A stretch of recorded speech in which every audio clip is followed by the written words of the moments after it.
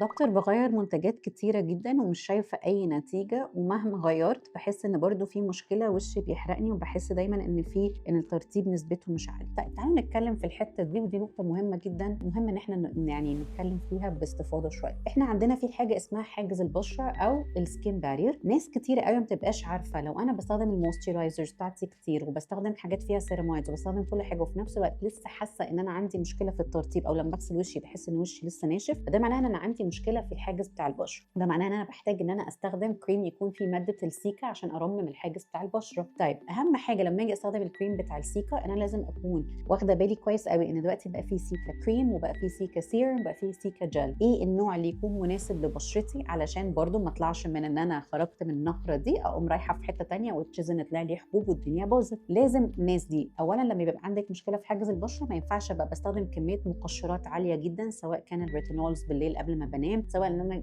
باستخدم AHA أو BHA بصورة مستمرة. في حاجات كتير أوي لازم نبقى واخدين بالنا منها. في الوقت ده أنا باستخدم بس السيرم أو الكريم أو whatsoever بتاع الجل بتاع السيكا ل3، 4 أيام لحد ما الحاجز بتاع البشرة بتاعي يرجع تاني، وبعدين بابتدي أرجع للروتين بتاعي مرة أخرى. وإذا حسيت إن الموضوع ده بيتكرر يبقى أنا باستخدم مقشرات بتكون aggressive وبتخلي الحاجز بتاع البشرة بتاعي بصورة مستمرة يحصل فيه damage، فبالتالي لازم أكون الروتين بتاعي في حاجة تانية in the morning بتcover الحتة دي. وبس كده.